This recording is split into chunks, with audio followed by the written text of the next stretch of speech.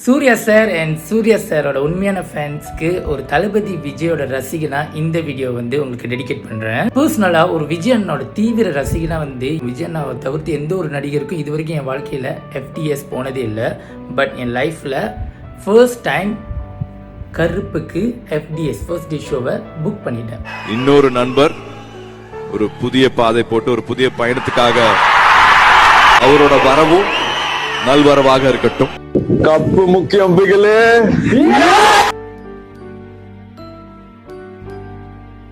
Cine இண்டஸ்ட்ரியில் வந்து பார்த்தீங்கன்னா ஒரு சில நடிகர்கள் மட்டுமே நண்பர்கள் வந்து விஜய் அண்ணாவோட இக்கட்டான நிலைமையில் வந்து அவங்க கூட நின்றாங்க. அதை நம்ம கண்ணால் பார்த்தோம்.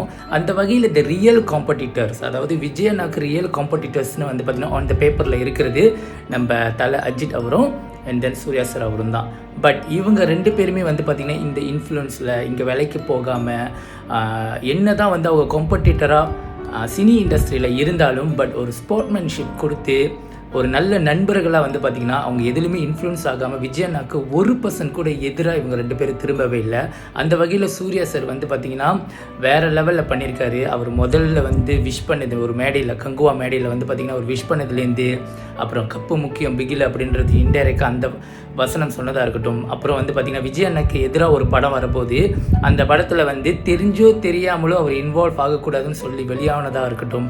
அதுக்கப்புறம் வந்து பார்த்திங்கன்னா இந்த ஜனநாயகன் மூவி இஷ்யூஸில் வந்து I stand with friends my friends அப்படின்ற அவர் மென்ஷன் பண்ணதாக இருக்கட்டும். இந்த மாதிரி நிறைய விஷயங்கள் அவர் பண்ணது ரொம்ப பெருந்தன்மையாக இருந்துச்சு. ஸோ அந்த வகையில் இந்த மனுஷனுக்கு வந்து பார்த்திங்கன்னா ஏதாச்சும் ஒரு விஜய் அண்ணா ஃபேனாக திருப்பி நான் பண்ணணும்னு கேட்டால் இதை பார்க்குற உண்மையான விஜய் அண்ணா ஃபேன்ஸ், நான் ஏன் இங்கே உண்மையான விஜய் அண்ணா ஃபேன்ஸ் அப்படின்னு சொல்கிறேன்னா, ஃபேன்ஸில் உண்மையான ஃபேன்ஸும் இருக்காங்க, இந்த ஏட்டர்ஸும் இருக்காங்க.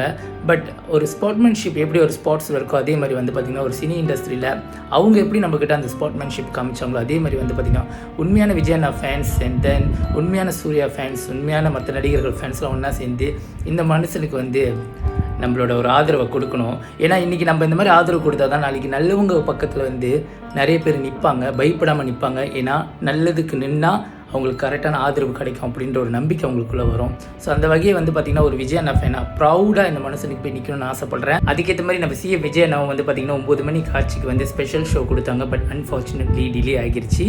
பட் டோன்ட் வரி, கருப்பு ஃபீவர்